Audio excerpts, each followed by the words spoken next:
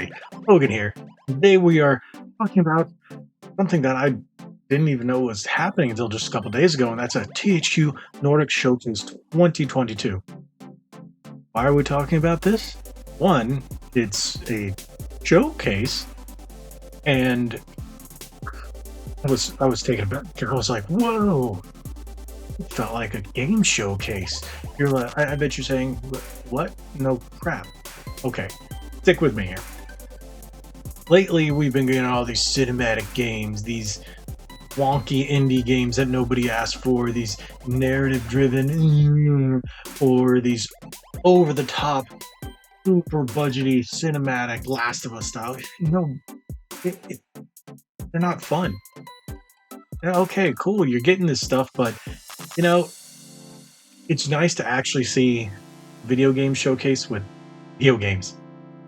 And this showcase, this THQ Nordic showcase, felt exactly like that. This was all about video games and video games that felt like video games. And for those of you who've been playing video games for a long time, you know what a video game that feels like a video game is. It's not these cinematic games that it feels like you're playing through a movie where everything has to be hyper realistic or it's just and there's a lot of companies that are coming out with games, not to sound like it's going to be bad or anything, but God of War, the Ragnarok is so realistic. It no longer even looks like a video game. We know we're playing it because it's Norse mythology and stuff like that.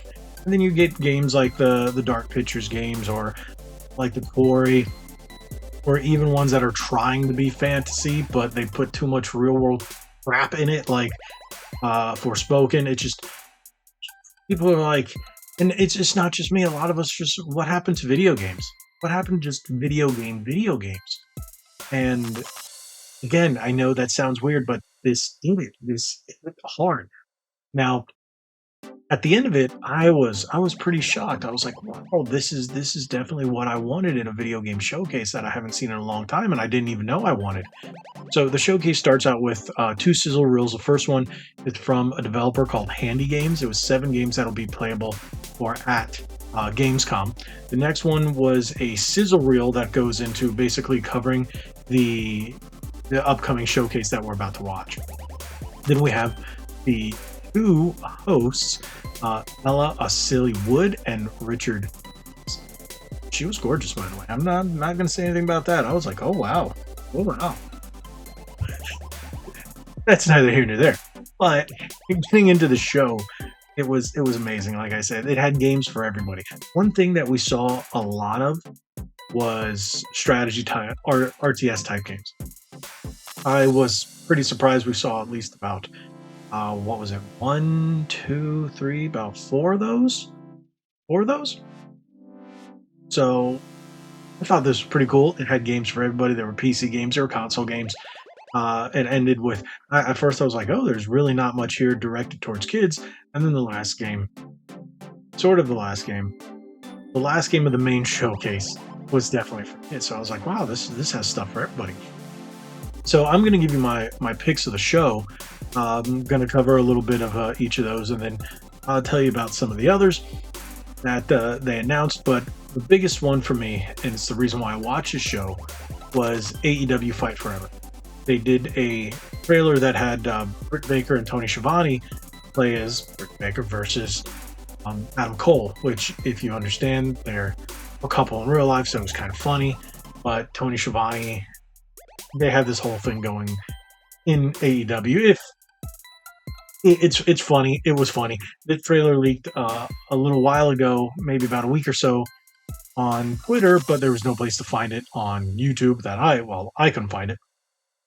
So I thought this was really cool. We do know now it's going to be playable on the show floor at Gamescom, which is awesome. But it said coming soon, so it didn't give us a date. I was like, all right. That was the big one for me. The other ones, there are many games on this list that I was taken back by because I didn't realize I wanted them. Like a remake to Alone in the Dark. Yeah, the original Alone in the Dark. You guys played it on PS1. That's where I played it. I think it's on PC and Saturn as well. I know of it from the original PlayStation. The trailer was creepy. It was horror at its finest, and it looked pretty good, but not over the top, super realistic, and yeah, I think it's going to be a solid game. And I'm looking forward to playing it. The next one is, well, Destroy All Humans 2 Reprobed. A longer trailer this time. If you haven't played the first one, you should really check it out. The game is, the original one's what is it, 15, 16 years old, and then they redid it, what was it, I think 2 years ago. We got to remaster that. Now we're getting a remaster of part two. And part two is kind of the opposite. There's now an alien invasion. You have to save Earth, which is the opposite because now you kind of own Earth. But it was funny. The trailer was great. I missed that early to mid 2000s humor. You don't really get in video games or anywhere these days because people are too afraid to, be funny. And this game really hit the nail on the head. So if you watch the full trailer, you'll see where. Next one. This one actually gave me the vibes of a video game. It's called Outcast 2: A New Beginning.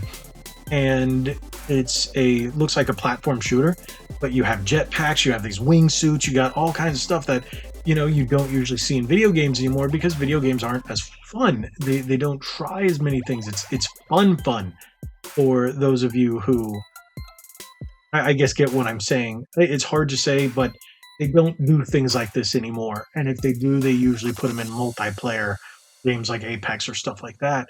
So it's not normally a single player game that they try fun stuff like this these days. And it's kind of sad unless it's an indie studio. And now you're getting a big company, THQ Nordic. Debatable. Some people say they're not that big.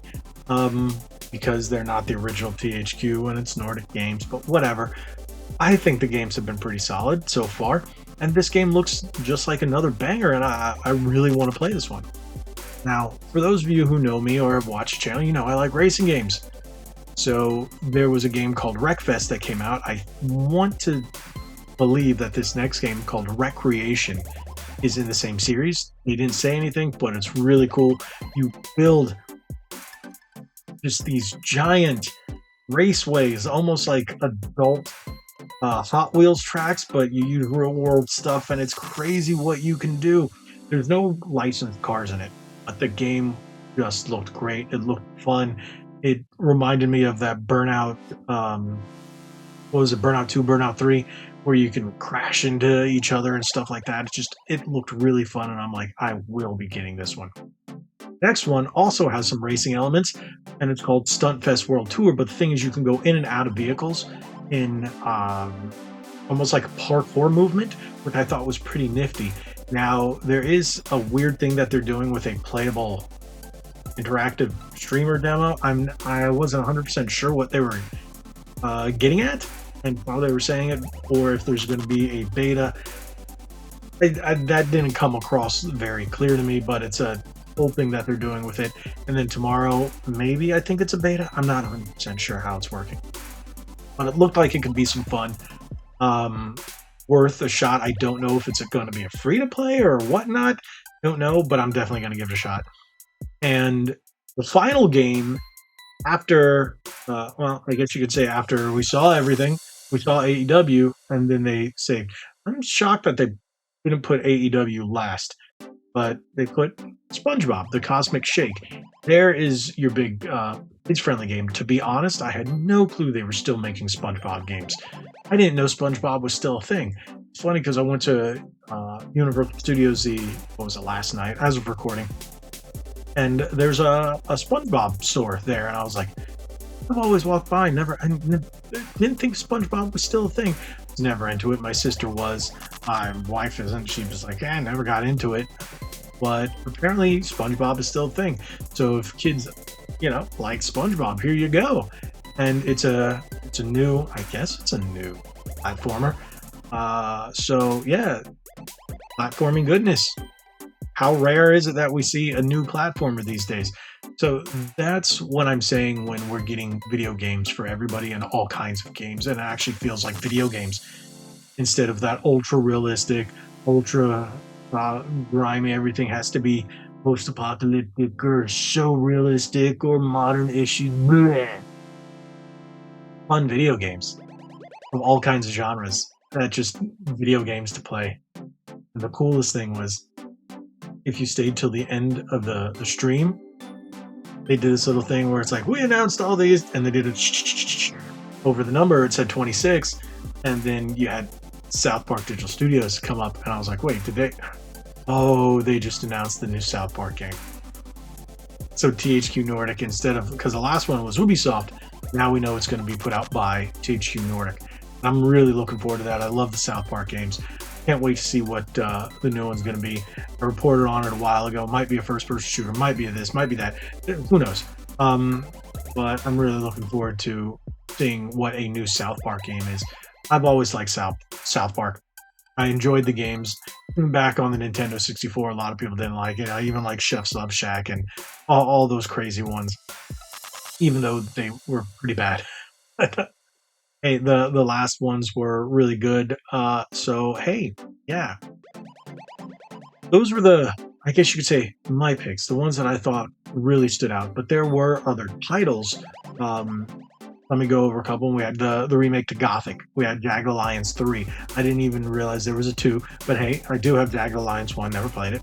The Valiant, Tempest Rising, Knights of Honor to Sovereign. Those are the RTS ones. I'm not big into RTS, but I understand how people can like them. I've played the Halo Wars, and they're fine. It's just not my cup of tea. And then Way of the Hunter, which is a hunting game. So I won't be picking that up because my wife hates hunting. She's like, why are you doing that? And I was like, I think I have one on the Switch, but that's it.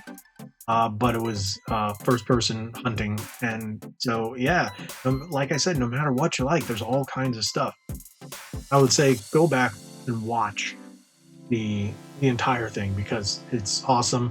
The host, Richard Keese, I think I pronounced his name, funny. It's some dad joke humor here and there, but I thought it was pretty funny. And the chick Elle Silly Wood, yeah, just eye candy. I'm sorry, but it's great commentary. But hey, I'm not gonna play. But thank you guys so much for watching. If you haven't already, hit that subscribe button, hit that like button, share this video, and hope you enjoyed the THQ Nordic showcase. If you watched it, drop your comments down below. Tell me what you guys think. I thought it was great. Probably one of the best showcases. Any of these digital showcases, it really felt like an actual game show. You got the two presenters up there really getting into it. It didn't look stupid. It didn't look cheesy. I liked the digital set. I thought it was great. I really enjoyed it. I thought this was probably one of the best we've seen in a very long time. So tell me what you guys thought. Again, hit that subscribe button. Follow us on our socials. Like we always say, be legendary. Thanks again.